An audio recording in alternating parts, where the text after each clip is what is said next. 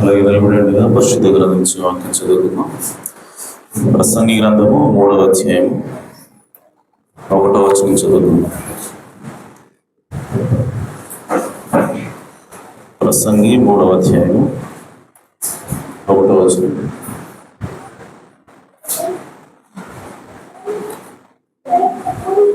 ప్రతిదానికి సమయం కలదు, ఆకాశము క్రింద ప్రతి ప్రయత్నమునకు సమయం కలదు.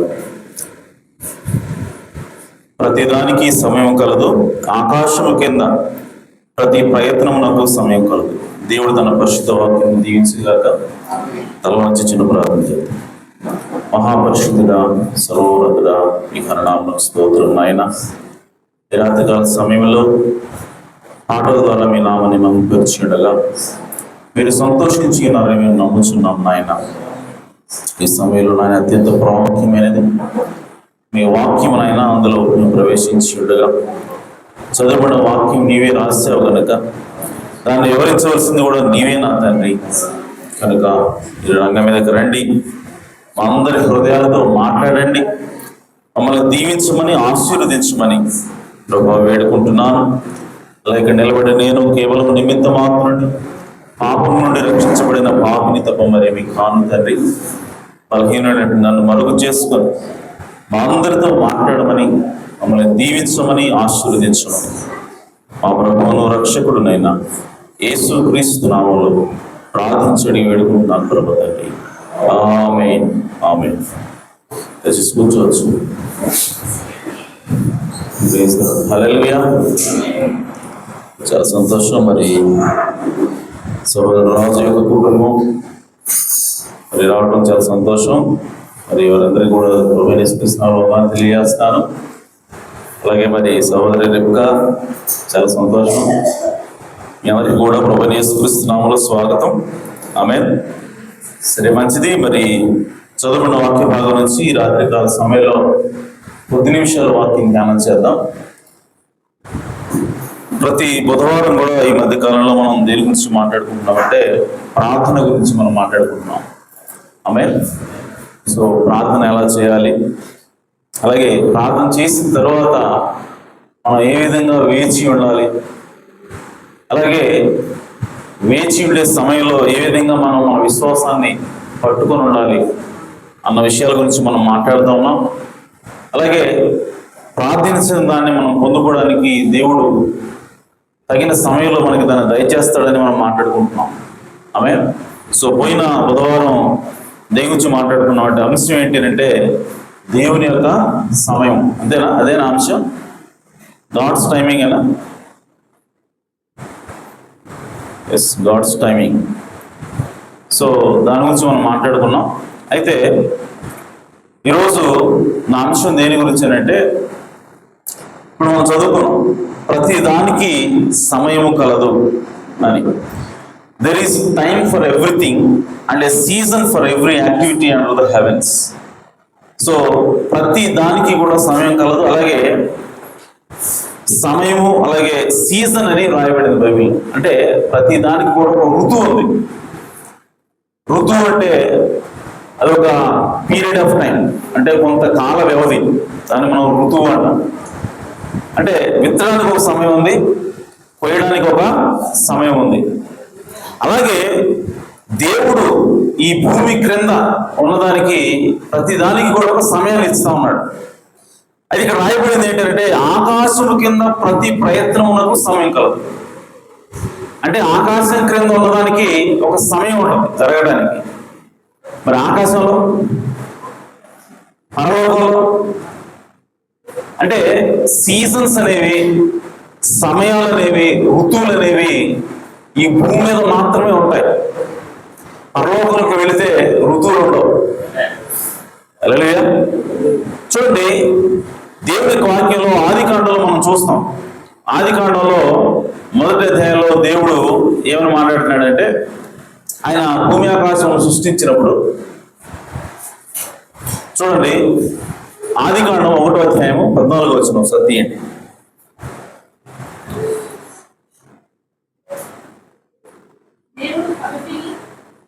దేవుడు పగటిని రాత్రిని వేరుపరచినట్లు ఆకాశ విశాలమందు జ్యోతులు కలుగుగాక అనియు. చూడండి, పగటిని రాత్రిని వేరు చేయడానికి ఆకాశ విశాలమందు జ్యోతులు కలుగుగాక అనియు. అవి సూచనలను, కాలములను, దిన సంవత్సరములను సూచించుటకే ఉండదుగాకనియు పలికెను. భూమి మీద వెలిగించుటకు ఆకాశ విశాలమందు జ్యోతులు ఉండదుగాకనియు పలికెను. ఆ ప్రకారం ఆయన. చూడండి, భూమిని ఆకాశాన్ని దేవుడు మొట్టమొదటి వచనంలో సృష్టించాడు. మీరు మొట్టమొదటి వచనం ఏమంటుంది? ఆది యందు దేవుడు భూమి ఆకాశములను సృజించాడు. సృజించిన తర్వాత ఎప్పుడైతే దేవుడు భూమి ఆకాశం సృష్టించాడో, భూమిని ఆకాశాన్ని సృష్టించాడు.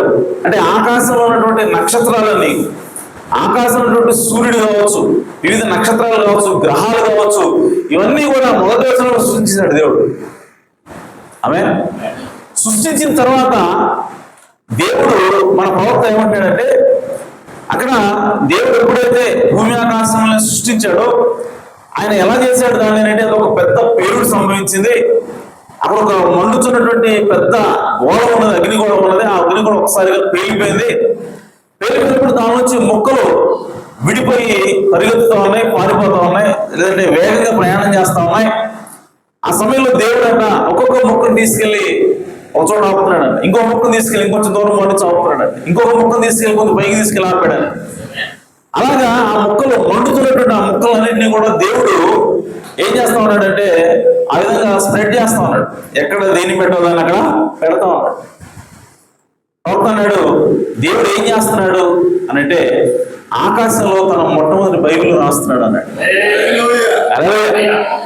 అంటే నక్షత్రాలని, గ్రహాలని, వాటన్నిటినీ కూడా ఆయన ఎక్కడెక్కడైతే పెట్టాలనుకుంటున్నాడో అవన్నీ కూడా దేవుడు వాటిని అక్కడక్కడ పెట్టాడు. సో అక్కడ మనం చూస్తాం, ఆ నక్షత్రాలు చూసినప్పుడు అక్కడ ఏం కనపడుతుంటే రాసులు కనపడుతున్నాయి. కన్య రాశి, వృషభ రాశి, మేషరాశి, సింహ రాశి. సో ఇవన్నీ కూడా మనకు కనపడుతున్నాయి. ఇవన్నీ ఎవరు పెట్టారంటే, అప్పుడు భూమి ఆకాశం సృష్టించాడు కదా ఈ మొదటి వచనంలో. ఆ మొదటి వచనంలో దేవుడు అని పెట్టేశాడు. ఆమె ప్రవక్త ఇది యాక్చువల్గా మొదటి వచనం కంటే ముందు అంట. ఈ ప్రాసెస్ అంతా కూడా మొదటి వచనం కంటే ముందు. సో కాబట్టి ఆయన ఆ విధంగా నక్షత్ర రాసులన్నీ కూడా తయారు చేస్తున్నప్పుడు ఆయన ఏం చేస్తాడంటే బైబిల్ రాస్తా ఉన్నాడు. మొట్టమొదటిగా కన్య రాశి, చివరిగా సింహరాశి పెట్టినప్పుడు దేవుని యొక్క ఆలోచన ఏంటంటే, యేసుక్రీస్తు మొట్టమొదటిగా కన్యక జన్మించి భూమి మీదకి వస్తాడు. అలాగే చివరిగా ఆయన యోధకోటకు సింహంలాగా రాబోతా ఉన్నాడు అని చెప్పి ఆయన మనసులో ఉన్నదాన్ని ఆయన ఆకాశంలో పెడతా ఉన్నాడు నక్షత్రాల రూపంలో. అలాగే సో ఆ విధంగా ఆయన పంపించి పెడతా ఉన్న సమయంలో ఒక గోళాన్ని, ఒక మొక్కని దూరంగా తీసుకెళ్ళాడు. ఈ మండుతున్నటువంటి సూర్యుడికి దూరంగా తీసుకెళ్ళాడట. దూరంగా తీసుకెళ్ళి ఏమవుతుంది అంటే అది కూల్ అవుతా ఉంది. అది చల్లబడి చివరికి మంచు గడ్డగట్టిపోయిందంట. సో గడ్డగట్టిపోయిన తర్వాత దేవుడు దాన్ని ఆపి మరలా దగ్గర తీసుకొస్తున్నాడట, సూర్యుడి దగ్గర తీసుకొచ్చాడంట. సో ఎప్పుడైతే సూర్యుడి దగ్గర తీసుకొచ్చాడో ఆ మంచంతా కూడా కరిగిపోయి నీరులాగా మారిపోయింది. అప్పుడు ప్రవక్త అన్నాడు, 2వ వచనంలోకి వచ్చామన్నట్టు. హల్లెలూయా. సో ఏమిటి అక్కడ? భూమి నిరాకారముగాను శూన్యముగాను ఉండేది, చీకటి అగాధ జలములపై కమ్మి ఉండేది. జలాలు ఎక్కడి నుంచి వచ్చినాయి అంటాడు ఆయన. 1వ వచనంలో భూమి ఆకాశం సృష్టించడం రాశాడు. 2వ వచనంలోకి వచ్చేసరికి జలాలు ఎక్కడి నుంచి వచ్చినాయి అంటే, సో ఇదంతా కూడా జరిగింది. ఆమేన్. సో కాబట్టి అక్కడ ఈ జలాలన్నింటినీ కూడా ఆయన ఆ విధంగా చేసిన తర్వాత ఇప్పుడు మనకి ఆయన ఏమంటాడంటే, వెలుగు కమ్మని పలుకగా, 3వ వచనం, వెలుగు కమ్మని పలుకగా వెలుగు కలిగెను. అదేంటి? ఆల్రెడీ సూర్యుడిని నక్షత్రాలను సృష్టించాడు కదా. మరలా 3వ వచనంలోకి వచ్చేసరికి వెలుగు కమ్మని పలుకగా వెలుగు కలుగుతుంది ఏంటి అంటే, ఇప్పటిదాకా వెలుగు లేదా? సూర్యుడు వెలుగే కదా, చంద్రుడు వెలుగే కదా, నక్షత్రాలు వెలుగే కదా. సో ఎక్కడి నుంచి వచ్చినాయి అని అంటే, ప్రవక్త అంటాడు ఇక్కడ వెలుగు కమ్మని పలుకగా వెలుగు కలిగెను అని అంటే, ఆయన అలాగే జ్యోతుల్ని ఆకాశ మండలంలో ఉంచుడుగాక. 14వ వచనం చదువుకున్నప్పుడు మనం 14వ వచనం, దేవుడు పగటిని రాత్రిని వేరుపరుచినట్లు ఆకాశ విశాలమును జ్యోతులు కలుగులుగాక. నీవు ఇక్కడ జ్యోతులు కలుగులుగాక అంటే ఇప్పుడే కలిగింది అనుకుంటున్నాము. కానీ బైబిల్లో దేవుడి యొక్క ఉద్దేశం ఏంటంటే, కలుగులుగాక అంటే అప్పుడు సృష్టించాల దేవుడు. మొదటి వచనంలో దేవుడు సృష్టించేట వాటిని. కానీ ఈ అగాధ జలాలు కమ్మి ఉండటం వల్ల, సో మేఘాలన్నిటినీ కూడా ఆ విధంగా కమ్మి ఉండటం వల్ల అక్కడ ఏమవుతా ఉంది అంటే ఇక్కడ మనం గమనిస్తే చూడండి, అగాధ జలాలు కమ్మి ఉన్నాయి 2వ వచనంలో. తర్వాత 9వ వచనం చూడండి, దేవుడు ఆకాశం క్రింద ఉన్న జలములు ఒకచోటనే కూర్చబడి, ఒక్క నిమిషం, 6వ వచనం, మరియు దేవుడు జలముల మధ్య ఒక విశాలము కలిగి. 2వ వచనంలో జలాలు ఉన్నాయి, నీళ్లు ఉన్నాయి కదా భూమి మీద. ఇప్పుడు ఆ నీటిని దేవుడు ఏం చేస్తున్నాడో చూద్దాం. దేవుడు జలముల మధ్య ఒక విశాలము కలిగి ఆ జలములను ఈ జలములను వేరుపరచునుగాక అని పలికాడు. దేవుడు ఆ విశాలము చేసి విశాలము క్రింది జలములను విశాలము మీది జలములను వేరుపరపగా ఆ ప్రకారం ఆయన. అంటే దేవుడు భూమి మీద ఉన్నటువంటి నీటిని కొంతనేమో పైకి తీసుకెళ్ళాడట, ఇంకొంతనే భూమి మీదనే ఉంచాడు. దేవుడు ఆ విశాలములకు ఆకాశములు పేరు పెట్టాడు. సో ఆకాశంలో ఇప్పుడు ఏమున్నాయంటే నీళ్లు ఉన్నాయి. ఎట్లా ఉన్నాయి నీళ్లు? ఎప్పుడైతే ఈ సూర్యుని వల్ల ఈ నీరంతా కూడా దేవుడు ఆవిరిలాగా చేశాడో, ఇప్పుడు ఆ ఆవిరంతా కూడా ఎక్కడికి వెళ్ళిందంటే మేఘాల రూపంలోకి వెళ్ళింది. సో మేఘ రూపంలోకి వెళ్ళి అక్కడంతా కూడా ఆకాశంలో అంతా కమ్మేసినప్పుడు సూర్యుని యొక్క సూర్యరశ్మి లేదంటే సూర్య యొక్క కిరణాలు భూమి మీద పడట్ల, భూమి అంతా కూడా చీకటిగా ఉంది, వెలుగు రావట్లేదు. కానీ సూర్యుడు ఎప్పుడూ ఉన్నాడు, సూర్యుడు 1వ వచనంలోనే ఉన్నాడు. కానీ 6వ వచనంకి వచ్చేసరికి ఏమైంది అంటే అక్కడ మేఘాలు ఏర్పడ్డాయి. ఆకాశంలో నీరు అంటే ఏంటంటే మేఘమే. సో ఆ మేఘాలు ఉండటం వల్ల ఇప్పుడు సూర్యుని యొక్క కాంతి భూమి మీదకి రావట్లేదు, చీకటిగా ఉంది భూమి. ఆ సమయంలో దేవుడు ఏమంటున్నాడు అని అంటే 14వ వచనం, దేవుడు పగటిని రాత్రిని వేరుపరిచినట్లు ఆకాశ విశాలమందు జ్యోతులు కలుగుగాక. నీవు అవి సూచనలను కాలములను దిన సంవత్సరములను సూచించకే ఉండదుగాక. నీవు భూమి మీద వెలిగించున్నవి ఆకాశ విశాలముందు జ్యోతులు ఉండదుగాక నీవు పలికెను ఆ ప్రకారమైన. అంటే దేవుడు ఆల్రెడీ 1వ వచనంలో సృష్టించినటువంటి సూర్యుడిని చంద్రుడిని దేవుడు ఇక్కడ ఏం చేస్తున్నాడు మళ్ళీ సృష్టించట్లా.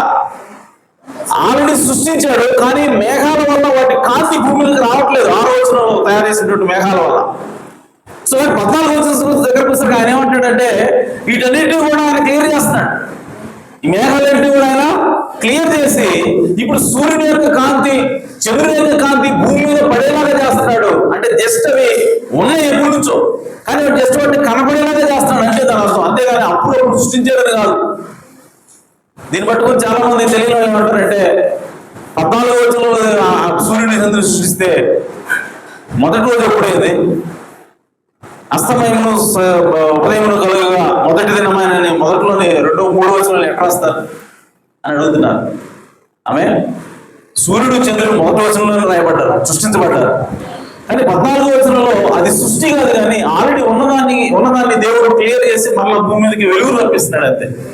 ఆమె సో ఎందుకు సూర్యుడు చంద్రుడు? ఇప్పుడు మనం పాయింట్ వద్దాం. ఓకే, సో ఎందుకు సూర్యుడు చంద్రుడు అంటే ఈ భూమి మీద సీజన్స్ తీసుకొని రావడం కోసం, ఋతువులు తీసుకొని రావడం కోసం. ఆమె సో వర్షానికి ఒక ఋతువు ఉంది, అలాగే చలికి ఒక ఋతువు ఉంది, అలాగే వేసవికి ఒక ఋతువు ఉంది, కాలం ఉంది. సో ఇవన్నిటిని కూడా తీసుకురావడం కోసం దేవుడు ఈ సూర్యుడిని చంద్రుడిని దేవుడు పెట్టాడు అక్కడ. హల్లెలూయా. సో కాబట్టి ప్రియ సంగమా, ఈ భూమి మీద దేవుడి యొక్క ఉద్దేశం ఏమిటంటే ప్రకృతిలోనే దేవుడు సీజన్స్ పెట్టాడు, కాలాలను పెట్టాడు. సో అందుకోసం దేవుడు అంటాడు ప్రతి దానికి కూడా ఒక సమయం ఉంది. విత్తడానికి ఒక సమయం ఉంది, కొయ్యడానికి ఒక సమయం ఉంది. కాబట్టి ఏ సమయంలో ఏది జరగాలో ఆ సమయంలోనే అది జరుగుతుంది. అది దేవుడి యొక్క చిత్తమైనది. హల్లెలూయా. అయితే ఈరోజు మనం ప్రార్థన చేసేటప్పుడు ఈ విషయాన్ని మనం గుర్తుపెట్టుకోవాలి. మనం ప్రార్థన చేసి దేవుడు ఏదైనా సరే ఒక విషయాన్ని అడిగినప్పుడు మనకి ఈ నియమం తెలిసి ఉండాలి. దేవుడే కాలాన్ని సృష్టించాడు, దేవుడే ఋతువుని ఏర్పాటు చేశాడు, దేవుడే ప్రతి దానికి కూడా ఒక పర్టికులర్ టైం నిర్ణయించి ఉన్నాడు అన్న విషయాన్ని మనం గుర్తించినప్పుడు, దాన్ని మనం గమనంలో ఉంచుకున్నప్పుడు మనం చేసే ప్రార్థనకి కూడా జవాబు తగిన సమయంలో వస్తే మనం వేచి ఉండగలుగుతాం. ఆ విషయం తెలియలేదు అనుకో, మనం ఏమంటే మనం ప్రార్థన చేసినట్టే కార్యం జరిగిపోవాలి, జరగలేదంటే మనం వెంటనే కంగారు పడతాం, అవిశ్వాసం, దేవుడిని నమ్మం. ఏది నేను ఎంత కష్టంలో ప్రార్థన చేస్తే నాకు దేవుడు సాయం చేయలేదు అంటాం. ఆమె కానీ దేవుడు యొక్క ఉద్దేశం ఏమిటంటే మనం ఖచ్చితంగా ఋతువుల్ని, కాలాల్ని ఫాలో అవ్వాలి. అది దేవుడి యొక్క నియమమై ఉంది. హల్లెలూయా. అలాగే దేవుడు మనం ఆదికాండంలో చూస్తే భూమి నుంచి ఆయన అనేక మొక్కలు మొలిపించి ఆ ఫలాలన్నింటి కూడా తినండి మీరు చెప్పాడు. అదే సమయంలో దేవుడు ఏమంటాడంటే జీవవృక్షాన్ని కూడా తినడానికి ఇచ్చాడు ఆదాముకి. అలాగే మంచి చెట్ల వృక్షాన్ని అక్కడ పెట్టాడు. పెట్టి ఆయన ఏమంటాడంటే ఈ ఫల వృక్షాలన్నింటిలో మీరు దేనైనా తినవచ్చు, జీవవృక్షాన్ని కూడా నీవు తినవచ్చు. ఆమె అయితే ఈ సంగమ ఈ ఫలాలను మనం తినాలి అంటే మనకి ఋతువులు ఉన్నాయి. వాడికే తినాలంటే నువ్వు చలికాలం ఎదిగితే మామిడికాయలు దొరకవు. ఆమె వర్షాకాలం ఎదిగితే నువ్వు మామిడికాయలు దొరకవు. నువ్వు ఎప్పుడు అనుకుంటానంటే వేసవికాలం వరకు వెయిట్ చేయాలి. ఆమె అలాగా ఒక్కొక్క ఋతువులో ఒక్కొక్క పండుని తినమని దేవుడు చెప్తా ఉన్నాడు. ఆమె సో అంజూరు పళ్ళు వచ్చే సమయం ఒకటి ఉంటుంది, వేడి పళ్ళు వచ్చే సమయం ఒకటి ఉంటుంది. ఆ విధంగా ప్రతి దానికి కూడా ఈ భూమి మీద ఋతువులు ఇచ్చి అనేటువంటి మీరు దాన్ని తినండి అంటున్నాడు. కానీ ఈ సమయం ఎందుకు ఇది అంటే మనం ఎక్కడున్నామంటే కాలంలో ఉన్నాం, మనం నిత్యత్వంలో లేవు. మనం ఎక్కడున్నామంటే కాలంలో ఉన్నాం. కాబట్టి కాలంలో దేవుడు ఏం పెడతా ఉన్నాడంటే ఋతువులు పెడతా ఉన్నాడు. కాబట్టి ఆ ఋతువుల ప్రకారంగా మనం ప్రార్థన చేయాలి, ఆ ఋతువుల ప్రకారంగానే మనం పని చేయాల్సిన అవసరం ఉన్నది. అలాగే అయితే చూడండి, ఆదికాండంలో ఉన్నటువంటి ఆ జీవవృక్షము ప్రకటన గ్రంథంలో మళ్ళీ కనపడుతుంది. ఆమె ప్రకటన గ్రంథంలో 21వ అధ్యాయం ఒకసారి తీయండి.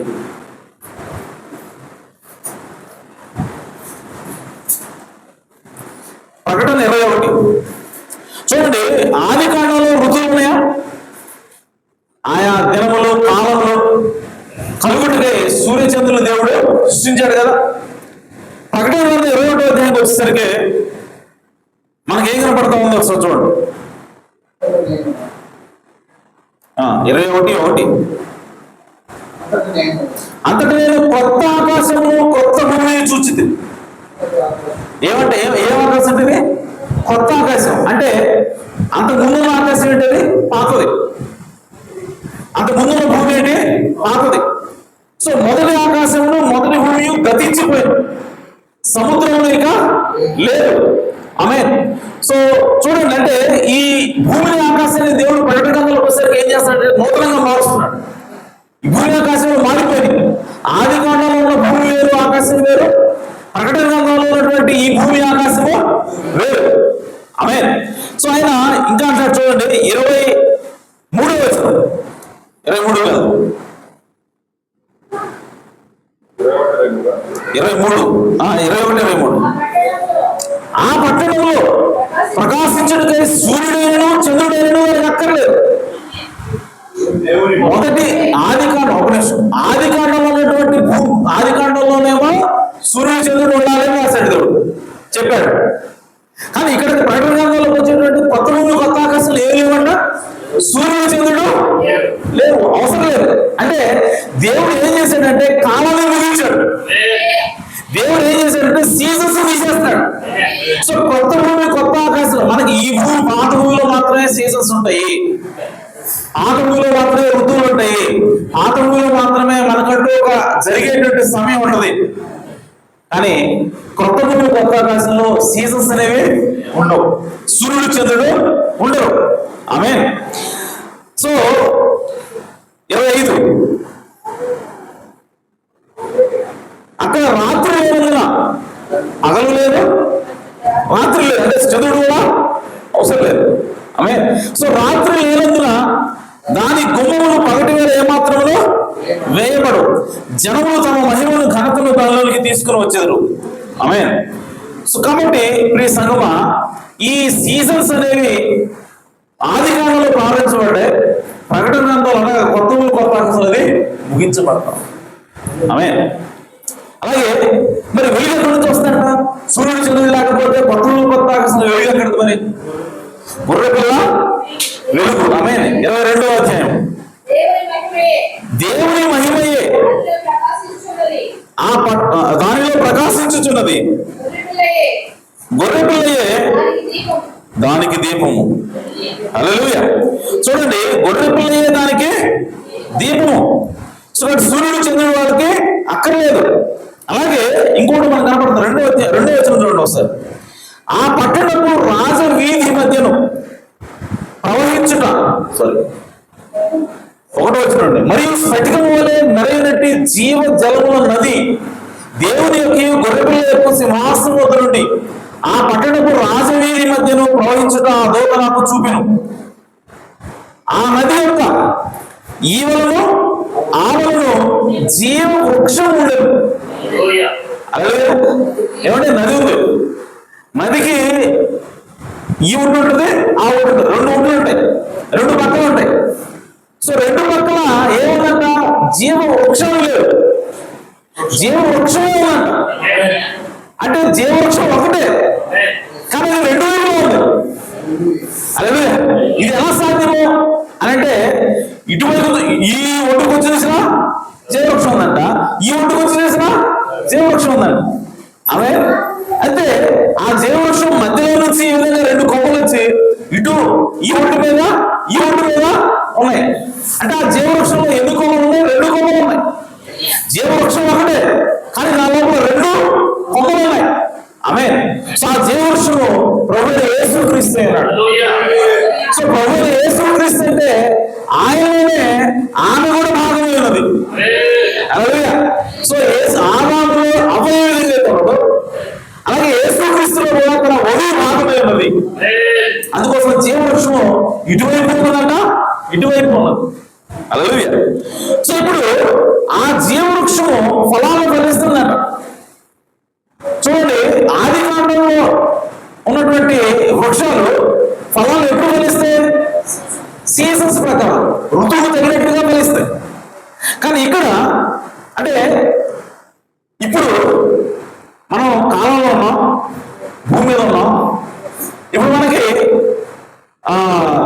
చలికాలంలో పండే పంట, చలికాలంలో పండే వస్తువులు అంటే ఏమన్నాయో మనకి, కాయలు,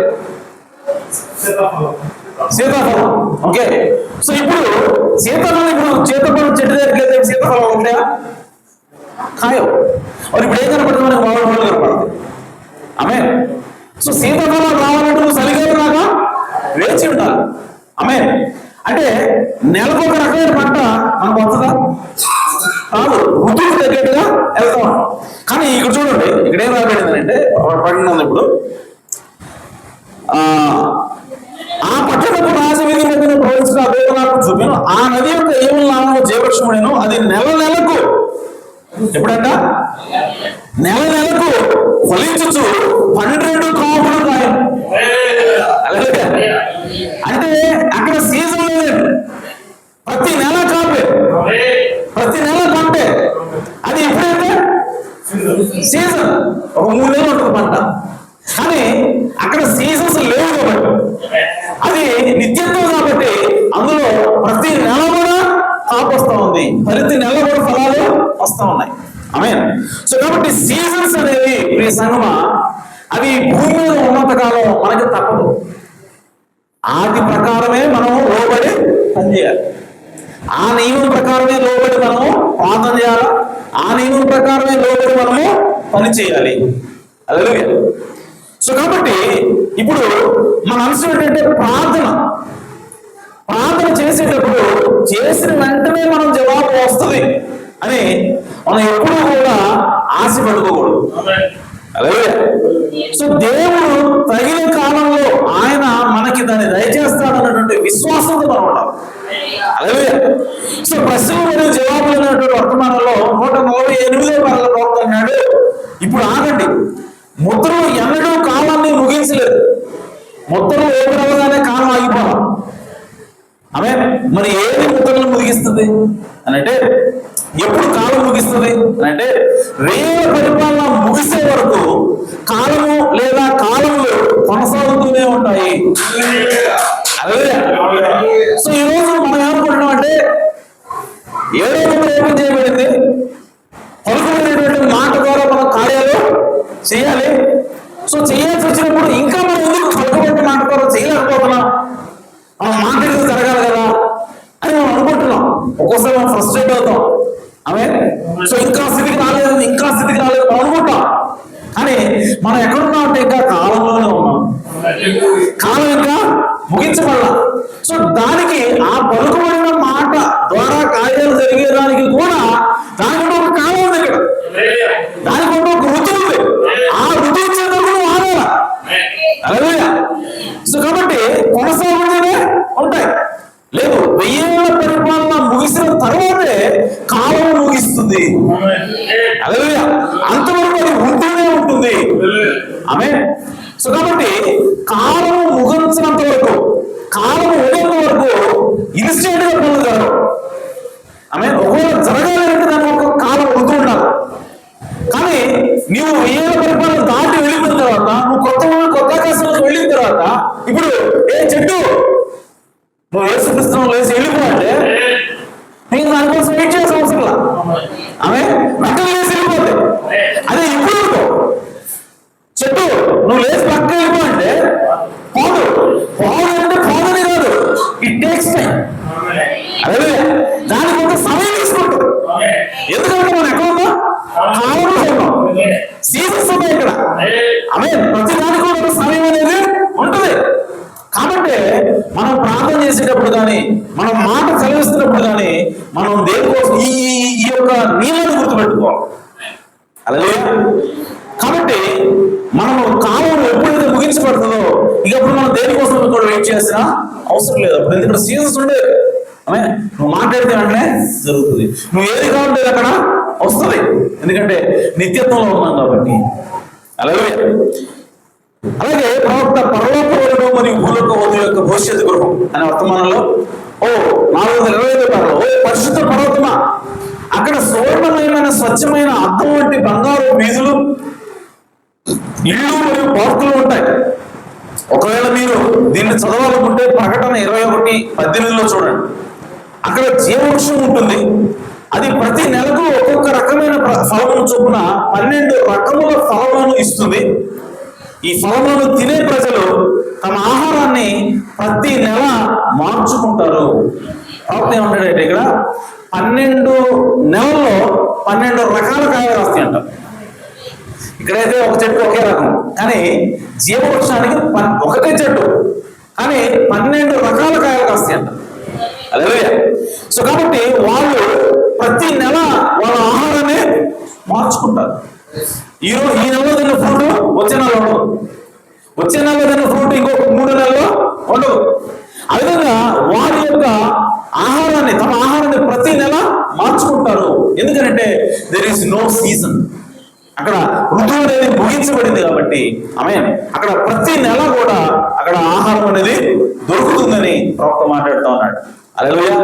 అలాగే ఈ సంగమా గమనించండి, ఇప్పుడు మనం ఎవరు అంటే మనం 2 రకాల మనుషులు విన్నాం. మనలో 2 రకాల స్వభావాలు ఉన్నాయి. ఒకటి మనం దేవుడిమై ఉన్నాం, ఇంకోటి మనుషులమై ఉన్నాం.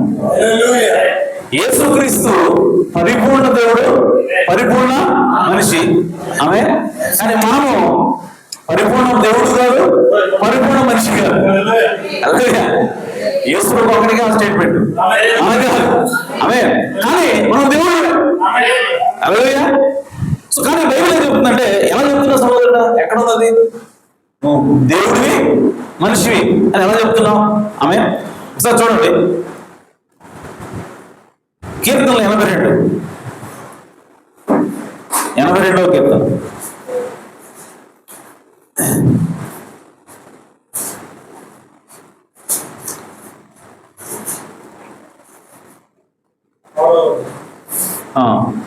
ఒకటి, దేవుని సమాజంలో దేవుడు నిలిచి ఉన్నాడు. దేవుని సమాజంలో దేవుడు నిలిచి ఉన్నాడు, దైవముల మధ్యలో ఆయన తీర్పు తెచ్చున్నాడు. ఏమంటే దేవుడు ఒకడే కదా, కానీ బైబిల్ చెప్తుంది దైవములు ఉన్నారు అని చెప్తుంది. వాళ్ళ మధ్య ఆయన తీర్పు తీరుస్తున్నాడు అన్నది. ఏంటిది? ధవళ సింహాసనం తీర్పు. అలాగే సో ధవళ సింహాసనం తీర్పు దేవుడు కూర్చుని ఉంటే వాళ్ళ మధ్యలో దేవుడు తీర్పు తీస్తూ ఉంటాడు. అలాగే సో నీవు ఎవరు అంటే దేవుడు ఉన్నాం.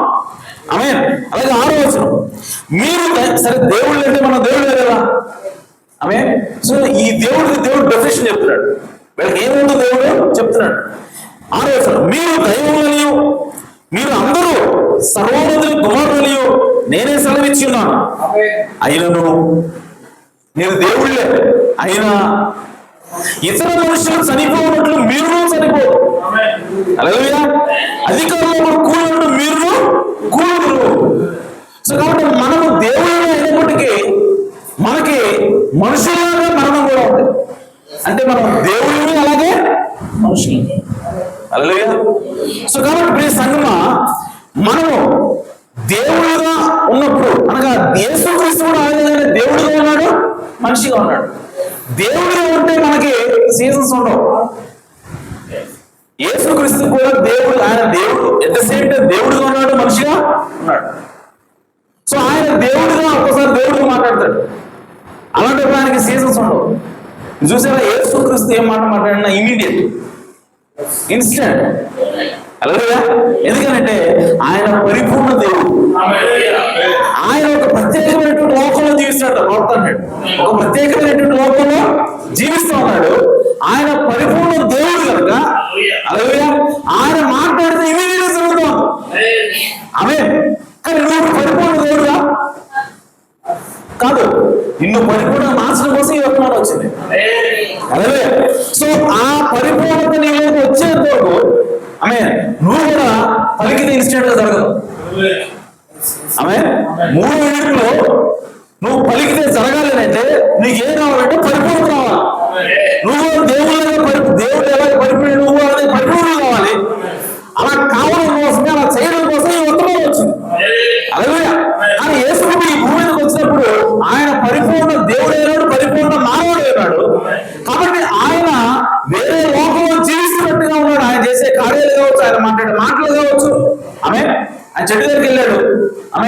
సో చెట్టు దగ్గరికి వెళ్ళి మాట్లాడితే ఎండిపోతాం, వాడు ముట్టుకోలేదు, నువ్వు లేటే లేపుతా ఉన్నాడు. చచ్చిపోయిన పట్టుకుని లేస్తే లేచాడు. 4 రోజులు వచ్చి చనిపోయినాడు కూడా తిరిగి లేకపోతున్నాడు. సో కారణం ఏంటంటే ఆయన పరిపూర్ణ దేవుడుగా ఉన్నాడు. కాబట్టి వేరే విషయంలో ఆయన జీవిస్తున్నాడు. అందుకోసమే ఆయన చెప్పిన మాటలు కొన్ని అసలు అర్థం కాదండి శిష్యులు. హల్లెలూయా. ఎందుకంటే ఆయన పరిపూర్ణ దేవుడే అన్నాడు. ఆమేన్. అయితే ప్రియ సంగమా, ఇప్పుడు మనకి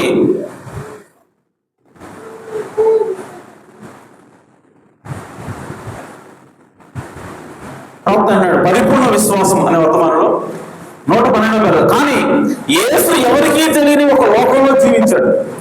ఆయన ఒక విలక్షణమైన వ్యక్తిగా ఉన్నాడు. ఆయన తానే అయి ఉన్న ఆ పరిపూర్ణ దేవుని యందు పరిపూర్ణ విశ్వాసం గల లోకంలో జీవించాడు. అలాగే సో యేసుక్రీస్తు ఎందుకు వెంటనే జరుగుతుంది ఆయన కార్యాలంటే ఆయన పరిపూర్ణ విశ్వాసం కలిగిన లోకంలో ఉన్నాడు. కానీ మనలో లేవు, మనకు పరిపూర్ణ విశ్వాసము లేదు. కానీ యేసుక్రీస్తు పరిపూర్ణ విశ్వాసం ఉంది. సో పరిపూర్ణ విశ్వాసము కాబట్టి గల లోకంలో జీవించాడు. మనం కూడా ఒక క్రైస్తవులుగా మనకు ఉన్న స్థానాన్ని బట్టి ఆ పరిపూర్ణ విశ్వాసము జీవిస్తే మనం ఈ లోకానికి ఒక వింతగా కనిపిస్తాము. ఈరోజు నీవు కూడా పరిపూర్ణమైనటువంటి విశ్వాసంతో పరిపూర్ణమైనటువంటి లోకంలో జీవిస్తే నువ్వు కూడా వింతగానే ఉంటావు. ప్రజలు మిమ్మల్ని అర్థం చేసుకోలేరు. మీరు ఆత్మను నేర్చుకుంటారు. ఆత్మ ఏది చెబితే చేస్తారు. అది దేని ఒత్తుంటుందో దాన్ని మీరు చేయరు. అప్పుడు ప్రజలు అనుకోవడం ప్రారంభిస్తారు. వారికి మీరు ఒక వింతైన వ్యక్తిగా ఉంటారు. విశ్వాసం అందరి విషయంలో కూడా ఇదే విధంగా ఉంటుంది. వారు ఒక వింతగా ఉంటారు. ప్రతి విశ్వాసం కూడా నిజంగా పరిపూర్ణ విశ్వాసం కలిగి ఉంటే అతను కూడా వింతగానే ఉంటాడు. ప్రజలు వారిని అర్థం చేసుకోలేరు. ఎందుకంటే వారు తమదైన ఒక ప్రత్యేక లోకంలో జీవిస్తారు. హల్లెలూయా. యేసు మరెవరూ అడుగు పెట్టలేని ఒక లోకంలో జీవించాడు. శిష్యులు కూడా ఆయనను అర్థం చేసుకోలేకపోయారు. ఆయన వారితో మాట్లాడుతూ ఇలా చెప్పినప్పుడు వారు ఎందుకు మీరు గోడార్థాలతో లేదంటే ఏమంటారు రెడిల్స్ ఉపమానాలతో ఎందుకు మాట్లాడుతున్నారు, మాకు ఇది అర్థం కావడం లేదు, ఇది ఎలా సాధ్యం అన్నారు. చూసారా, ఆయన జీవించిన లోకంలో వారు లేరు. ఆయనను అర్థం చేసుకోలేకపోయారు. ఎవరు ఆయనను అర్థం చేసుకోలేకపోయారు. కాబట్టి యేసుక్రీస్తు పరిపూర్ణ దేవుడు, పరిపూర్ణ మనిషి. కాబట్టి ఆయన ఒక విభిన్నమైనటువంటి విశ్వాస లోకంలో, పరిపూర్ణమైనటువంటి విశ్వాస లోకంలో ఆయన జీవించాడు. కాబట్టి ఆయన జీవితంలో అలాంటి కార్యాలు జరిగినాయి. అయితే మనకి కూడా అలా జరగాలంటే మనం కూడా పరిపూర్ణమైన విశ్వాసాన్ని పొందుకోవాలి. హల్లెలూయా. సో అది వచ్చేంత వరకు మనము ఈ ఋతువుల్ని మనం ఫాలో అవ్వాల్సిందే, ఈ కాలాన్ని మనం ఫాలో అవ్వాల్సిందే. హల్లెలూయా. అలాగే ప్రవక్త అన్నాడు 2వ అద్భుతం అనే వర్తమానంలో, నేను ఇంతకుముందు అనేక సార్లు మీతో చెప్పినట్టుగా కాలము మరియు చూపు అనేవి ఏంటంట, కాలము మరియు చూపు అనేవి దేవునికి ఉన్న అత్యంత ఘోరమైన శత్రువులు. దేవుడికి శత్రువులు ఎవరు? కాలము మరియు చూపు. కాలం అంటేనేమో మనము ఏదైనా సరే ఒకటి చెయ్యాలి అంటే దేవుడికి ఏమంట వస్తుంది ఈ భూమి మీద? కాలమే. ఎందుకంటే ప్రతిదానికి కాలం ఉందని ఆయనే చెప్పాడు. అలాగే కాబట్టి వెంటనే చేయాలంటే ఆయన చేయలేదు. దానికోసం ఆయన వెయిట్ చేయాల్సింది. ఆమె అలాగే చూపు. సో దేవుడు నీకు విశ్వాసం ఇవ్వాలి అని అంటే మనిషి దేని బట్టి విశ్వసిస్తాడంటే చూపు బట్టి. ఆమె సో చూడకుండా దేని కూడా నమ్మలేడు. కానీ దేవుడు ఏమంటాడంటే నువ్వు చూడకుండా నమ్మాలి. నువ్వు చూసిందని కాదు, నువ్వు చూడగానే నమ్మాలి. కాబట్టి దేవుడి మాట ఈ భూమి మీద పనిచేయకుండా అడ్డుకుంటుంది ఏమిటి అంటే ఈ రెండే. ఒకటి కాలము, రెండోది చూపు. చూపుతో కాకుండా నువ్వు విశ్వాసంతో కనుక నువ్వు చూడగలిగితే ఆమె దేవుడు చెప్పిన ప్రతి మాట నమ్ముతావు. అలా నమ్మితే దేవుడికి ఎదురు ఉండదు.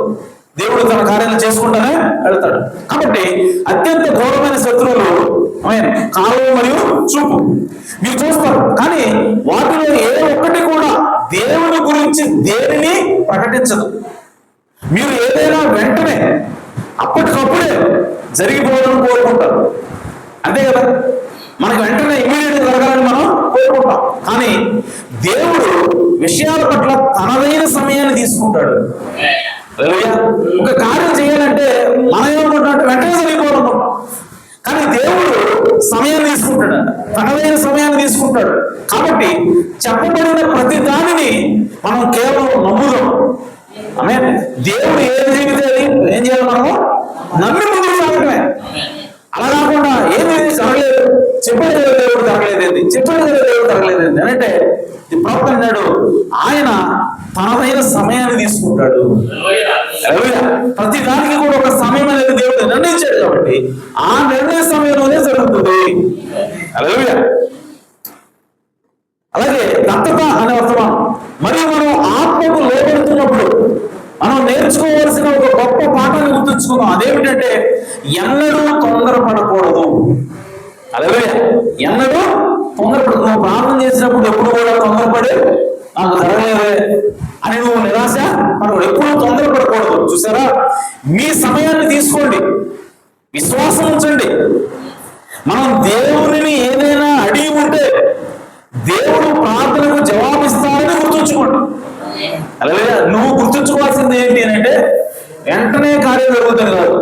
నువ్వు గుర్తుంచుకోవాల్సింది ఏంటంటే నువ్వు అడిగితే దేవుడు వెంటాడని గుర్తుంచుకో. అలాగే జవాబిస్తాడని గుర్తుంచుకో. ఆయన తనదైన సమయంలో ఏది అత్యంత శ్రేష్టమైనదో ఆ మార్గంలో దాన్ని చేస్తాడు.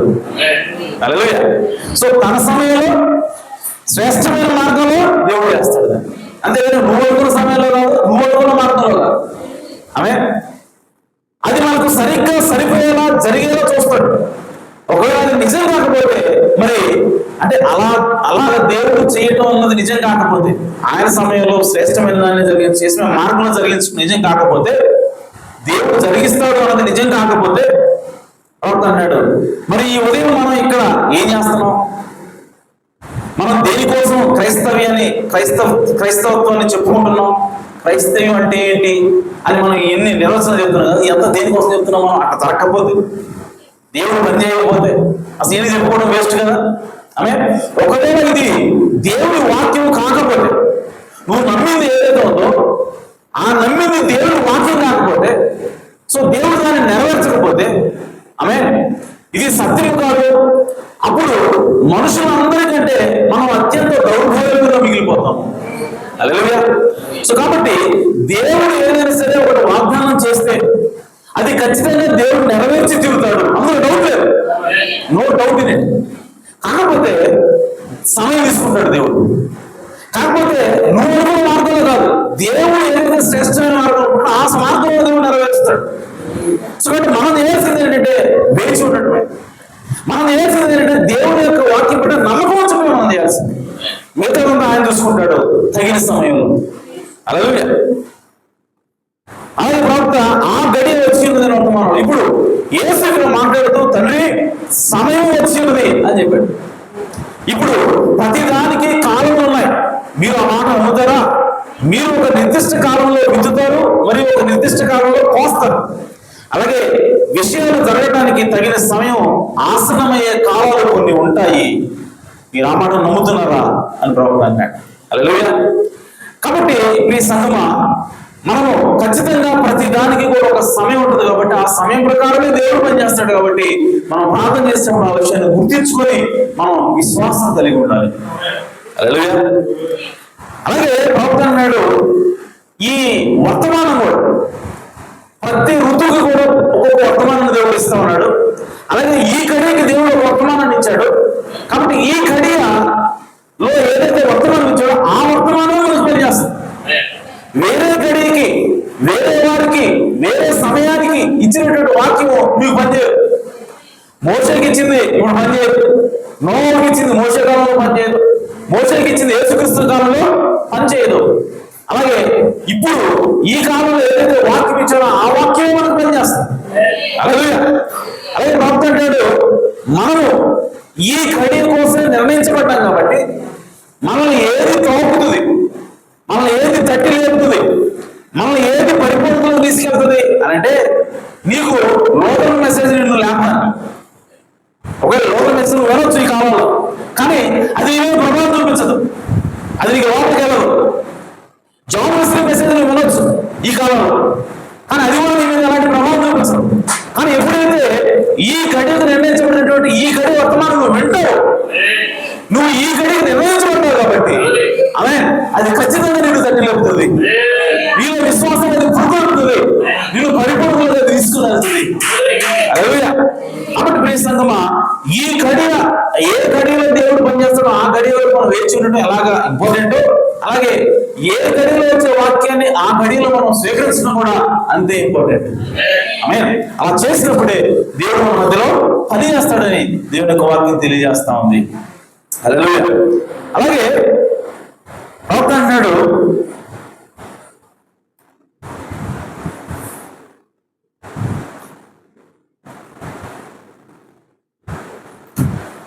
నీకు సమయము వచ్చినప్పుడు, దేవుడు నీకు ఒకటి చెయ్యాలని నిర్ణయించిన కాలం వచ్చినప్పుడు, ఆ సమయంలో నువ్వు ప్రార్థన చేయకపోయినా సరే, గుర్తుపెట్టు, నువ్వు ప్రార్థన చేయకపోయినా సరే, నువ్వు నమ్మకపోయినా సరే, ఆ సమయంలో దేవుడు దాన్ని నీకు ఇస్తాడంట. అర్థమైందా? నువ్వు ప్రార్థన చేసావు, వదిలేసావు, నువ్వు ఎదురు చూడట్లా, కానీ నువ్వు చేసే ప్రార్థన దేవుడు విన్నాడు. సో దేవుడు ఖచ్చితంగా జవాబు ఇస్తాడు ప్రార్థనకి. నువ్వు అనుకున్నావు ఇస్తాడో కూడా చెప్పి దాన్ని నువ్వు మర్చిపోయావు, కానీ నువ్వు అడిగిన దాన్ని ఇచ్చే సమయం వచ్చింది. ఇప్పుడు దేవుడు వచ్చాడు నీకు ఇస్తాడు అంటే నువ్వు అంటున్నావు ఆ ఊరుకోయా పోయిపోలే అన్నావు అదే. సో నువ్వు అన్నదాన్ని బట్టి దేవుడు వెనక్కి వెళ్ళిపోతాడా? దేవుడు చేయకుండా ఆగుతాడా అంటే కాదంట. అలాగే చూడండి, 2 రాజుల గ్రంథము 4వ అధ్యాయం 16వ వచనం.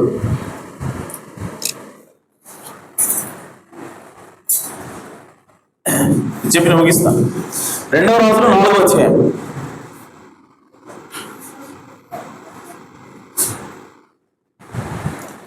16.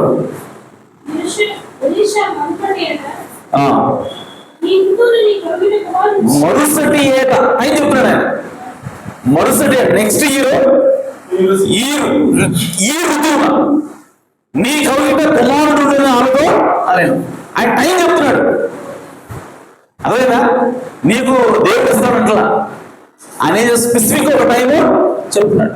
ఎవరు చెప్పన్నాడు? అది దేవుడు చెప్పన్నాడు. సో దేవుడి మాటను ఒక ప్రవక్త ఇన్స్పిరేషన్ ద్వారా చెప్తున్నాడు, అంటే దేవుడే మాట్లాడుతున్నాడు. సో మాట్లాడుతున్నప్పుడు ఆమె నీ కలుగుట కుమారుడు ఆమెతో అన్నాడు. ఆమె ఆ మాట విని దైవజనుడు నా ఏలినవాడా ఆ మాట పలుకోవద్దు, నీ అవసరాలైన నాతో అబద్ధమాడవద్దని. అవేంటది నమ్మట్లా. దేవుడు వచ్చి నీకు ఇస్తానన్నా అంటే ఆమంటది అయ్యా అబద్ధాలు చెప్పవద్దు, నేను విసిగిపోయినా, నేను ఎంతో ఎదురు చూశాను, రాలేదు, పొలం కొట్టలేదు, కానీ ఇప్పుడు ఎందుకు వచ్చి నాకు చెబుతున్నావు అబద్ధాలు చెప్ప అంటే నమ్మట్లేదా? అలాగే సో నమ్మడం వల్ల ఆమెకి ఏమన్నా ఆగిపోయినారు. ఆమె చూడండి, నీకు అవసరమైన అబద్ధం అడుగుతాడు. పిమ్మట ఆ స్త్రీ గర్భవతి మరుసటి ఏట ఎలీషా తనతో చెప్పిన కాలమున కుమారుడు. అలాగే సో దేవుడు ఆమెకి బిడ్డ వాళ్ళని నిర్ణయించాడు, ఒక కాలాన్ని ఆమెకి నిర్ణయించాడు. ఆ కాలం వచ్చిన తర్వాత ఇంకెవరికి దేవుడు ఆవిడ అలాగే అది నీకు ఇచ్చి చెప్తాడు అంతే. స్వయంగా నువ్వే నమ్మకపోయినా దేవుడికి ఇస్తాడు అంతే. అలాగే చూడండి, కాబట్టి మీ సంఘమానం ప్రార్థన చేస్తున్నప్పుడు విసుగొద్దు. అందుకోసం విసుగక్క మీరు ప్రార్థన చేయాలి, ఎడతెక్క మీరు ప్రార్థన చేయాలి. ఎట్లా అవుతుంది? విసుగక్క ఎడతెక్క ప్రార్థన చేసే ఓపిక నీకు ఎక్కడ వస్తుంది? ఎక్కడి నుంచి వస్తానంటే ఈ విషయం తెలిస్తే అవుతుంది. దేవుడు ప్రార్థన చేస్తే వింటాడు, దేవుడు తగిన కాలంలో నాకు కానీ దయచేస్తాడు. ఇప్పుడు కాకపోయినా సరే ఎప్పుడైనా సరే దేవుడు నాకు దయచేస్తాడు. దేవుడు నాకుంటూ ఒక సమయాన్ని నిర్ణయించి ఉన్నాడు అన్న నమ్మకం నీకుంటే నువ్వు విసుక్కుండా ఎడతెక్కకుండా ప్రార్థన చేస్తానంటావు. అలాగే కాబట్టి సమయం వచ్చినప్పుడు ఒకళ్ళు అనుసరించినా సరే నువ్వు దాన్ని విడిచిపెట్టు. దేవుడు దాన్ని నీకు వెనక్కి తీయడు. అలాగే చక్రం దగ్గరికి వెళ్ళాడు, దేవతను పంపించాడు, నీకు సమయం వచ్చింది, నీకు పిల్లలు ఇస్తాను అన్నాడు. ఆయన అన్నాడు ఇది జరుగుతా ఆమె బికాజ్ అప్పుడు ఆయన ఏమంటున్నాడు, దేవత నువ్వు నమ్మలేదు కనుక అది జరిగేంత వరకు నువ్వు గొప్పవాడుగా ఉంటావు అన్నాడు తప్ప నువ్వు నమ్మలేదు కంటే నీకు ఏం అసలు. అలాగే ఎందుకంటే సీజన్ వచ్చింది, అక్కడ సమయం వచ్చింది. దేవుడు బాప్తిస్మం ఇచ్చే యోహాన్ని ఏ కాలంలో తీసుకురావాలో అందుకు సమయం ఉంది. అలాగే సో ఆ సమయం ఆల్రెడీ దేవుడు నిర్ణయించాడు. ఆ సమయం వచ్చినప్పుడు ఆమె నాద నమ్మకమైనా సరే దేవుడు అక్కడ కార్యం తీసుకొస్తా ఉన్నాడు. హల్లెలూయా. కాబట్టి సంగమా, మనము ఖచ్చితంగా నమ్మినా నమ్మకపోయినా ఆ సమయంలో నువ్వు ప్రార్థన చేసినా చేయకపోయినా నీకు ఋతువు వచ్చినప్పుడు, నీకు కాగల కార్యం దేవుడు ఒక సమయం నిర్ణయించినప్పుడు ఆ కార్యం ఖచ్చితంగా జరిగే తీరుతుంది. హల్లెలూయా. ఎందుకంటే దేవుడు ఋతువుల ప్రకారం పనిచేస్తాడు. హల్లెలూయా. కాబట్టి మనం ఖచ్చితంగా ఋతువుల కోసం వెయిట్ చేయాలి. ఆమేన్. అలాగే ఇంకొక అతను స్వస్థత కోసం వెయిట్ చేస్తున్నాడు పొలం దగ్గర. అక్కడ కూడా ఏమేమి పెడతారు, ఒక సమయంలో వచ్చి దోత నీళ్ళ కదిలించుట ఆనవాయితీ. ఆమేన్. తనకు ఒక సమయం ఉంది, నీళ్లు కదిలించినా కూడా ఒక సమయం ఉంది. ఆ సమయంలో నీళ్ళలో ఎవరైతే దిగుతాడో వాడికి స్వస్థత వస్తుంది. ఆమేన్. అయితే ఎన్నో సంవత్సరాల నుంచి ప్రయత్నం చేస్తున్నాడు కానీ అతనికి మాత్రం స్వస్థత నీళ్ళలో దిగలేకపోతున్నాడు. ఇప్పుడు అతను ఎదురు చూడట్ల యేసు కోసం. అతను ఏ కోసం వస్తున్నాడు? నీళ్లు కదిలించబడటం కోసం చూస్తామంటే ఇప్పుడు అతనికి స్వస్థత ఇచ్చే సమయం వచ్చింది. అతనికి స్వస్థత పొందే సమయం వచ్చింది. అప్పుడు అక్కడికి ఎవరు వెళ్ళారంటే యేసుక్రీస్తు వెళ్ళాడు. యేసుక్రీస్తు ఆయనేమో పోలీసు చూద్దంటే ఏమన్నాడు, నువ్వు స్వస్థత పొందగలుగుతున్నావా అని అడిగాడు. అవే అంటే ఆయన అయ్యా నేను అది ఇది ఎక్స్ప్లెయిన్ చేస్తాడు. ఎంత కాదు నువ్వు కావాలో అవే, ఎందుకంటే ఇది నీ గడియ. ఆమె సో వచ్చాడు, అవునైనా కావాలన్నాడు, నువ్వు స్వస్థత పొందుకొని వీడు నీ పడిపెత్తుకుని ఉన్నాడు అని చెప్పంటే ఆయన వెళ్ళిపోయాడు. హల్లెలూయా. సో కాబట్టి ఇప్పుడు సంగమా, మనకి సమయం దేవుడు నిర్ణయిస్తాడు. ఆ సమయంలో ఖచ్చితంగా అది జరిగి తీరుతుంది. కాబట్టి నువ్వేం చేయాలంటే, మనం ఏం చేయాలంటే ప్రార్థన చేసి విశ్వాసంతో దేవుడికి అప్పచెప్పి వెళ్ళిపోవడం. ఆమె నువ్వు విశ్వాసంతో ఉండు. మనం ఏమనుకుంటాం అంటే మనము దాన్ని ఫీల్ అవ్వాలి. ఇది నాకు దేవుడు ఇస్తాడని చెప్పి మనం ఫీల్ అయితేనే దేవుడు మనకి ఇస్తాడు అనుకుంటాం. కాదు కాదు, నువ్వు ఫీల్ అవ్వడం కాదు, నువ్వు విశ్వసించాలి. నువ్వేం ఫీల్ అవుతున్నావు కాదు, నువ్వేం విశ్వసిస్తున్నావో దాన్ని బట్టి దేవుడు కార్యం చేస్తాడు. అలాగే యేసుక్రీస్తుని దయ్యం సాతానుడు వచ్చి శోధించాడంట. శోధించిన తర్వాత బైబిల్లో రాయబడింది, వాడు కొంతకాలం ఆయన విడిచి వెళ్ళిపోయినను. శోధించిన తర్వాత కొంతకాలం మటుకు ఆయనను విడిచి వెళ్ళిపోయాను. అంటే దెయ్యాన్ని కూడా శోధించుకుని ఉండడానికి కూడా సమయం ఉంది. అదే మనకి ఎప్పుడు చూసినా రోగాలు వస్తుంటాయి, కష్టాలు వస్తుంటాయి, తమ్ముడికి యాక్సిడెంట్లు, ఇంట్లో బాధలు, ఎప్పుడు చూసినా నాకు ఏం ఎన్ని బాధలు నాకు కష్టాలు వస్తున్నాయి అంటే దట్ ఈస్ ద సీజన్. అదే అది ఆ సీజన్. అయితే దేవుడు మహాకృప ఏంటంటే ఆ సీజన్ అంటే సాతాను వల్ల శోధించుకున్న విడిచిపోయే సమయం కూడా అదే వాడు ఎప్పుడైతే వెళ్తాడో అప్పటి నుంచి మనకు ఆరోగ్యం వస్తుంది. ఆమె అప్పటి నుంచి మనకి విజయం వస్తూ ఉంటాయి. ఆమె నువ్వు అప్పటి వరకు ఏది కోసం ఎదురుస్తావో అవన్నీ కూడా దేవుడు ఇవ్వడం ప్రారంభిస్తూ ఉంటాడు. ఆమె సో అదేంటంటే దేవుడు దీవించే సమయమైనది. అలలుయా. సాతాను నిన్ను శోధించేందుకు ఒక సమయం ఉంది, అలాగే సాతాను నిన్ను విడిచిపోయిన తర్వాత దేవుడిని దీవించేందుకు కూడా ఒక సమయం ఉన్నది. అలలుయా. కాబట్టి ప్రియ సంగమా, మనం భయపడాల్సిన అవసరం లేదు, అవిశ్వసించాల్సిన అవసరం లేదు. మనం ప్రార్థన చేద్దాం.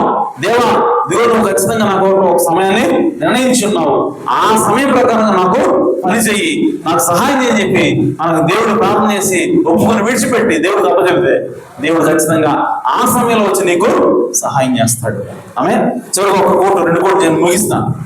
చూడండి, లాజరు పునరుత్థానం అనే వర్తమానంలో 23వ కానీ అప్పుడు ఆమె మధ్యమత్తులో ఉందని ఆయన అనుకున్నాడు. పెంతెకొస్తు దినమున కూడా వారు అదే పని చేశారు. పెంతెకొస్తు దినాన్ని కూడా మధ్యమత్తులో ఉన్నట్టుగా కనపడ్డారు. ఈ రోజు కూడా వారు అదే పని చేస్తున్నారు. తాను మత్తులో లేదని, తన నిందను తొలగించమని దేవుడికి ప్రార్థిస్తున్నానని ఆమె చెప్పింది. ఆమె ఎవరు? నాన్న. ఆమె ఆయన ఆమెను ఆశీర్వదించాడు. ఎవరు? ప్రీస్ట్, యాజకుడు ఏది ఆమెను ఆశీర్వదించాడు. మరియు యాజకుల నుండి ఆమె ఆ ఆశీర్వాదాన్ని పొందుకున్న వెంటనే గమనించండి, ఆమె అప్పుడాక తీవ్రంగా ప్రార్థన చేస్తుంది. ఆమె కలవలు కదులుతున్నాయి కానీ బయటికి మాట రావట్లేదు. దాంతో ఈమె మద్యం తాగిందేమో అని అనుకుంటున్నాడు యాజకుడు. సో ఆ విధంగా తీవ్రంగా ప్రార్థన చేస్తా ఉంది. ప్రార్థన చేస్తూ ఉండగా ఇప్పుడు ఆయన వచ్చి ఏమన్నాడంటే దేవుడు నీకు బిడ్డనిస్తాడని చెప్పాడు. హల్లెలూయా. చెప్పినప్పుడు ఇప్పుడు ఆమె చేసిందంటే వెంటనే ముగించేసిందంట. ప్రార్థనే వెంటనే ముగించేసిందంట. చూడండి, ఆయన అన్నాడు, గమనించండి, ఇక ఆమెకి ఎంత మాత్రం వేచి ఉండలేదు. ఎప్పుడు ప్రార్థన చేసినావా? యాజకుడి నుంచి ఒక మాట జవాబు వచ్చేంత వరకు వెయిట్ చేసింది. ఎప్పుడైతే జవాబు వచ్చిందో ఇక పిల్లలు వచ్చినాక వెయిట్ చేయాల. పిల్లలు పుట్టినాక ప్రార్థన చేయలేదు ఆమె అవుతున్నాడు. ఇక ఎంత మాత్రం వెయిట్ చేయట్లేదు. దేవుడు అప్పుడే ఆ బిడ్డను ఆమె జీవితంలో పెట్టగలిగి ఉండేవాడే. యాజకుడు చెప్పాడు కదా నీకు పిల్లలు పెట్టాడని, వెంటనే దేవుడు ఇవ్వగలడు ఆమె. కానీ తగిన సమయం అలాగే తగిన సమయం దేవుడు దాన్ని నెరవేరుస్తాడని ఎరిగి ఆమె సంతోషంతో ఇంటికి వెళ్ళింది. అలాగే సో మనం కూడా ఆ విధంగానే ఉండాలి. సో దేవుడు మనకు ఒక ప్రార్థన చేస్తున్నాం నీకు ఒక కళ దర్శనం వచ్చింది ఆమె, నువ్వు వెంటనే నువ్వు దాన్ని నాకు తగిన సమయంలో దయచేస్తావని చెప్పి సంతోషంగా నమ్ముతూ వెళ్ళిపోవడం ఆమె. సో ఆ సంతోషం ఇంటికి వెళ్ళింది. దేవుడి వాక్యంలో ఉన్నది ఉన్నట్టుగా నమ్మే ఇలాంటి ప్రజలే ఈ రోజు మనకు అవసరం. హల్లెలూయా. కాబట్టి సంగమా, దేవుడు ఒక జవాబు ఇచ్చినప్పుడు దాన్ని నెరవేరుస్తాడు తగిన సమయంలో అని మనము నమ్మాలి ఆమె. చివరిగా ఆ గడి వచ్చి ఉన్నది అనే వర్తమానం 20. ఇప్పుడు గమనించండి, నోహు ఓడలోకి వెళ్ళవలసిన సమయం వచ్చినప్పుడు తలుపులు మూయబడ్డాయి. కానీ ఆ సమయం వచ్చేంత వరకు అవి మూయబడలేదు. అంటే తలుపులు మూయడానికి కూడా సమయం ఉంది. ఒకనొక సమయంలో ఇశ్రాయేలు ప్రజలు ఐగుప్తు దాసత్వం నుండి విడిపించబడే సమయం వచ్చింది. మరియు వాగ్దాన సమయం సమీపించినప్పుడు యోసేపును ఎరుగని ఒక ఫరోరాజు లేచాడు. ఎందుకు? ఆ కాలం ఆసన్నమైంది. ఆ సమయం వరకు వారు ఇశ్రాయేలును గౌరవించారు. అప్పటిదాకా ఇశ్రాయేలు కనపడ్డాడు అనుకో, సార్ నమస్తే బాగున్నారా చాలా అనేవారు. కానీ ఒకనొక సమయం వచ్చింది. ఆ సమయంలో ఇశ్రాయేలు కనపడగానే ఇంద్రాయుడు ఇక్కడికి వస్తాడండి, ఇక్కడికి వస్తాడండి. అప్పటి వరకేమో గౌరవం. కానీ ఎప్పుడైతే వాళ్ళ విడుదల సమర్పించిందో దేవుడు పరిస్థితులు మారుస్తున్నాడు ఇక్కడ. అలాగే సో అప్పటి వరకు గౌరవించబడినటువంటి ఆ ప్రజలే, ఆ ఇశ్రాయేలీలే ఇప్పుడు ద్వేషించబడుతూ ఉన్నారు ఆమె. సో ఆ సమయం వరకు వారు ఇశ్రాయేలీయులను గౌరవించారు. కానీ దేవుడు ఆ ప్రజలపై తన తీర్పులను కుమ్మరించేలా ఇక ఎంత మాత్రం గౌరవించకూడదనే కాలం వచ్చింది. ఆ సమయం వచ్చి ఉన్నది. ఒకనొక సమయంలో హెబ్రీ బాలురు బబులోనుకు కొనిపోబడినప్పుడు షడ్రక్ మెషక్ అబేద్నెగోలు తాము నమ్మిన సత్యం కొరకు వారు నిలవవలసిన సమయం వచ్చింది. రాజు ఒక ఆజ్ఞ జారీ చేశాడు, ఈ ప్రతిమకు ఎవరు మొక్కరో వారు మడుచున్న అగ్నిలో పడవేయబడతారని చెప్పాడు. షడ్రక్ మెషక్ అబేద్నెగోలు దేవునిపై తమకున్న విశ్వాసాన్ని చూపించవలసిన సమయం వచ్చింది. కాబట్టి వారు ఆ ప్రతిమకు తమ వీపులను తిప్పారు. వారు మా దేవుడు మమ్మల్ని ఈ మండుచున్న అగ్నిగుండం నుండి విడిపించడానికి సమర్థుడు, అయినప్పటికీ మేము మీ ప్రతిమల్లో దేనికి మొక్కము అన్నారు. అదిగో అక్కడ అది జరిగింది. అది సమయం, ఆ కాలం ఆసన్నమైంది. కాబట్టి రాజు వారిని మండుచున్న అగ్నిగుండంలో పడవేసి వారిలో ఉన్న ఆ భక్తిని కాల్చివేయాలనుకున్న సమయం వచ్చింది. అపవాది ఎల్లప్పుడూ చేయాలనుకునేది అదే, మిమ్మల్ని దేనితోనైనా సరే కాల్చివేయాలని. మీకు ప్రార్థన చేసినప్పుడు మరింత ఎక్కువ అనారోగ్యం కలిగేలా చేయాలని, నువ్వు ప్రార్థన చేసే కొద్ది ఇంకా ఇవ్వకపోతావు ఆమె కలిగేలా చేయాలని, దేవుడితో మీకున్న అనుభవాన్ని మీరు కోల్పోయాలని, మీరు అనుకునేలా చేయాలని వస్తాడు. నువ్వు ప్రార్థన చేస్తావంటే ఇంకా కష్టాలు ఎక్కువతాడు. నువ్వు ప్రార్థన చేసే కొద్ది ఇంకా రోగాలు ఎక్కువ. నీకేం పెద్ద దేవుడు విడిచిపెట్టాడు, దేవుడు వదిలేసాడు. ఇప్పుడు అనుకునేలా చేయాలి. అందుకే అదే ఒక టార్గెట్. అది అనుకునేంత వరకు చేస్తాడు. నువ్వు ఎంతగా అనుకుంటున్నావు పెరుగుతాగా అప్పుడు విడిచిపెట్టి అయిపోతాడు. అలాగే సో అనారోగ్యం కలిగే చేయాలని దేవుడు మీకు అనుభవాన్ని, మీకున్న అనుభవాన్ని మీరు కోల్పోయాలని, మీరు అనుకునేలా చేయాలని చూస్తాడు. వాడు మీతో అబద్ధం ఆడుతున్నాడు. మీరు దేవుడి వాక్యంపై నిలబడవలసిన సమయం వస్తుంది. ఒంటరిగా నిలబడండి. కానీ ఆ సమయం వచ్చినప్పుడు అక్కడే నిలబడండి. మీ భావాలకు మరియు మీ విశ్వాసానికి మధ్య మిమ్మల్ని మీరు వేరుపరుచుకోవాల్సిన సమయం ఒకటి ఖచ్చితంగా రావాలి. హల్లెలూయా. కాబట్టి నీవు ఫీలింగ్స్ తో కాదు దేవుడు నమ్మాల్సింది, విశ్వాసంతో దేవుడు నమ్మాలి. నీ ఫీలింగ్స్ అంటే దేవుడు ఇప్పుడు పరిస్థితులు మారుస్తున్నాడు కాబట్టి ఇప్పుడు నాకు దేవుడు సమాధానం ఇస్తాడు, అది కాదు. దేవుడు యొక్క వాక్యంలో ఈ మాట రాయబడింది కాబట్టి నేను దాన్ని నమ్ముతున్నా. దేవుడు మాట ఇచ్చాడు కాబట్టి నేను దాన్ని నమ్ముతున్నా. పరిస్థితులు ఎలా ఉన్నాయి, నా ఫీలింగ్స్ ఎలా ఉన్నాయి, నేను మాత్రం వాక్యాన్ని నమ్ముతున్నాను అనే స్థితికి, అంటే నీ ఫీలింగ్స్ నుంచి నువ్వు వేరేపై విశ్వాసాన్ని మాత్రమే పట్టుకోవాలి. అలాంటి స్థితికి నువ్వు రావాలి. ఈ రాత్రి ఆ సమయం అయి ఉన్నది. హల్లెలూయా. కాబట్టి సంగమా, మనకి దేవుడు ప్రార్థన చేసినప్పుడు జవాబు ఖచ్చితంగా ఇచ్చి తీరుతాడు. కానీ దానికంటే ఒక సమయం ఉంటుంది, ఒక ఋతువు ఉంటుంది. ఆ ఋతువులను దేవుడు అని చేస్తాడు. ఆమేన్. ఒకవేళ ఆ ఋతువు వచ్చిందా దాన్ని ఆపేది ఇక్కడ ఎక్కడ కూడా లేదు. ఈ భూమి మీద ఏది కూడా దాన్ని ఆపలేదు. దేవుడు దాన్ని ఖచ్చితంగా ఇచ్చి తీరుతాడు. ఆమేన్. సో ఈ విషయాలు మనం గమనంలో పెట్టుకొని మనం ప్రార్థన చేద్దాం. దేవుడి దగ్గర నుంచి సమాధానం పొందుకుందాం. దేవుడు మనం దీవించిన గాక, దేవుడి వాక్యాన్ని ఆశ్రయించిన గాక. హల్లెలూయా.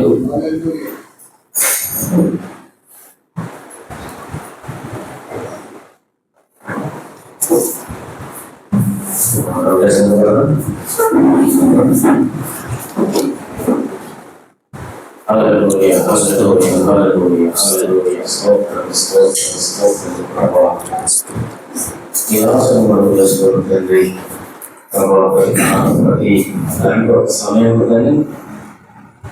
ఆయన ఈ భూమి మీద తండ్రి ఏ విధంగా ప్రభావ ఈ భూభాగాన్ని వేసి అది ముఖాలు ఆయన ఏ విధంగా ఆడుతున్నావో ఓ ప్రభావ ఆ సూర్యుడు శివం ఎవరు అవన్నీ ఆయన కాలాన్ని సూచిస్తున్నాయని తెలియజేసావు ప్రభావ. నీ సూర్యుడు శివం ఎదుర్కొంటే కాలాన్ని ఏ విధంగా నడిపిస్తున్నాయో తెలియజేసావు ప్రభావ. ఓ తండ్రి చేయడం ఓ ప్రభావి కాలాన్ని బట్టే ప్రతి పనులు వస్తున్నాయని తెలియజేసావు ప్రభావ. ఇంకే విధంగా ఉండవు ప్రభావ. కొత్త భూమి కొత్త ఆకాశం తెలియజేసావు ప్రభావ. దాంట్లో ఏ సీజన్లో తెలియజేస్తుంది ఓ ప్రభావ. ఓ నాయన అక్కడ ఏ సముద్రాలు ఉండవు, ఏ కాలంలో తెలియజేసావు ప్రభావ. అక్కడ తెలియజేసావు ప్రభావ.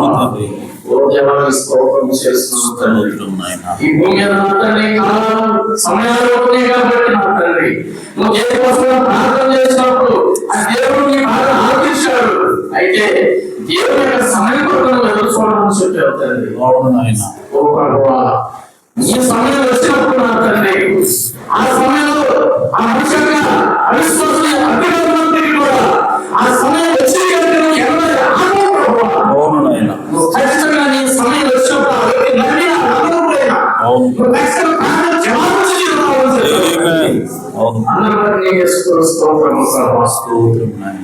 ప్రార్థించి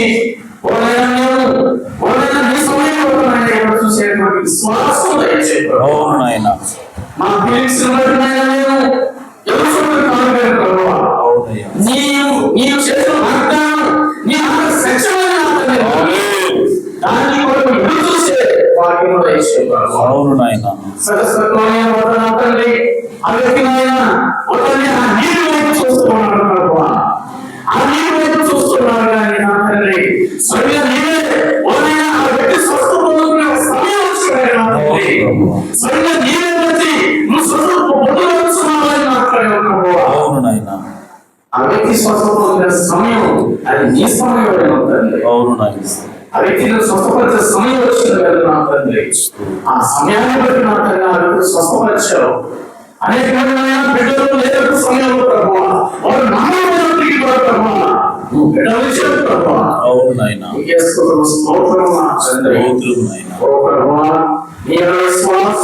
జీవించే భాగ్యం అవునయ్యా. నీ వాక్యాన్ని విశ్వాసంతో భాగ్యం అవును తండ్రి. ఈ సమయం చూసుకొని సహాయం చేయండి. ఈ భూమిలో నా తండ్రి ఓ ప్రభా ఈ కాలాలు ఏ విధంగా ఎప్పుడు ముగించబడతాయంటే ఏ పరిమాణంతో ముగించబడతాయని తెలియజేస్తావు ప్రభు.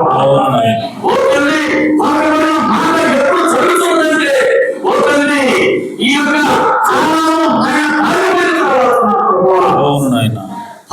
మాట ద్వారా కాబట్టి కాలంలో ఉన్నప్పుడు అసలు ఏ జరగదు ఆ జరిగే సమయంలో దేవాన్ని స్తోత్రం స్తోత్రం నాయన. ఒక రోజున తండ్రి జరిగే ఒక సమయంలో ఉన్నారని చెప్పారు ప్రభు. దేవాన్ని స్తోత్రం స్తోత్రం. సమయం ఉంది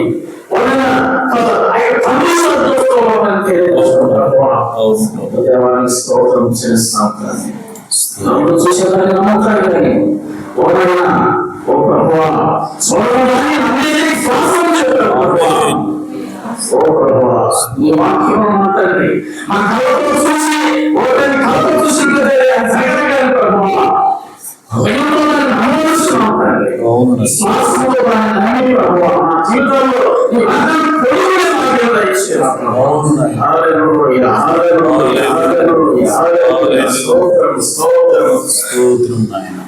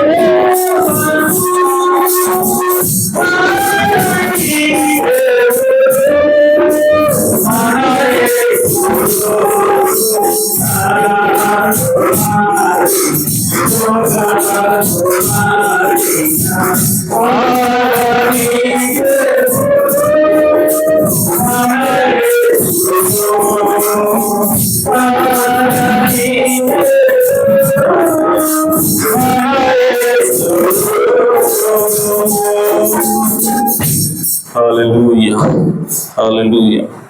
జీవము కలిగిన దేవా, మీకు నా నామమున స్తోత్రం తండ్రి.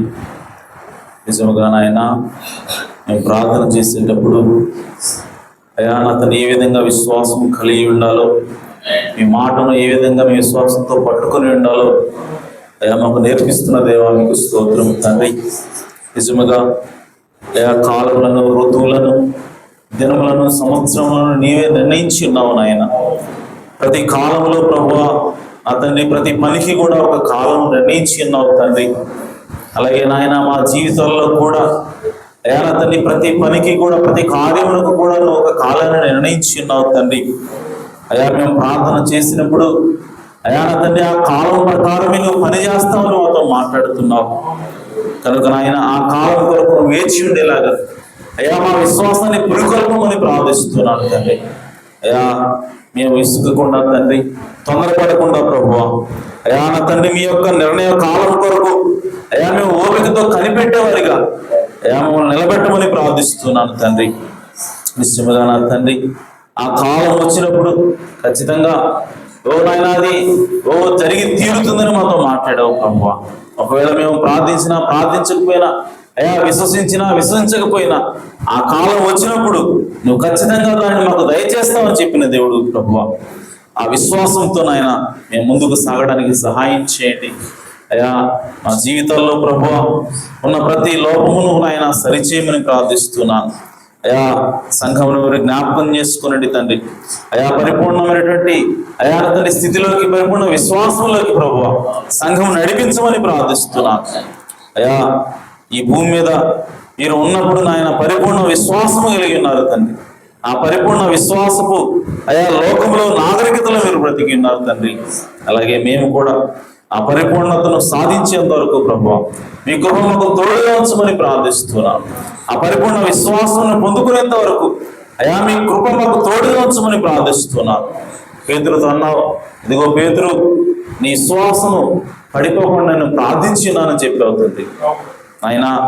పేతురు నాయన ఆ ప్రార్థన చేసిన తర్వాత ఆయన యేసు ఎవరు నాకు తెలియదని అబద్ధం ఆడాడు, కానీ తన విశ్వాసాన్ని కోల్పోలేదు తండ్రి. ఆ విధంగానే మేము కూడా నాయన చిన్న చిన్న తప్పులు, పొరపాట్లు చేయవచ్చు, కానీ ప్రభువా మీ ఎడల విశ్వాసం కోల్పోకుండా ఉండటమే ప్రధానమైన అంశం నాయన. కాబట్టి సంఘమునకు అలాంటి విశ్వాసమును దయచేయండి తండ్రి. అందరికీ నాయన అలాంటి సడలిపోయినటువంటి విశ్వాసమును దయచేయమని ప్రార్థిస్తున్నాను. దాని కొరకు నాయన మేము ప్రార్థన ఎలా చేయాలో, ఎలా విశ్వాసంతో ఉండాలో మాకు నేర్పిస్తున్నందుకే స్తోత్రం తండ్రి. ఈ విత్తబడిన వాక్యము అయా అతన్ని మా అందరి హృదయాల్లో నీరు కట్టండి, నూరంతలుగా ఫలింపును దయచేయండి ప్రభువా. మీ కృప తోడుగా ఉంచండి. అలాగే అనారోగ్యంతో బాధపడుతున్నారు మీరు జ్ఞాపకం చేసుకునండి, వారికి పరిపూర్ణమైన ఆరోగ్యం దయచేయండి. కుటుంబాల్లో ఎవరైతే మారు మనసు లేకుండా ఉన్నారో, ఎవరైతే రక్షణ లేకుండా ఉన్నారో వారికి రక్షణ భాగ్యం దయచేయమని, సహాయం చేయమని మా ప్రభువును రక్షకుడునైనా యేసుక్రీస్తు నామములో ప్రార్థించడి వేడుకుంటున్నాం పరమ తండ్రి. ఆమేన్. మన ప్రభు అయిన యేసుక్రీస్తు వారి కృపా సమాధానం సకలకు పరిశుద్ధులకు కూడిన మనందరకు సదాకాలం తోడు నడిపించును గాక. ఆమేన్. కుటుంబం నుంచి కూడా అందరికీ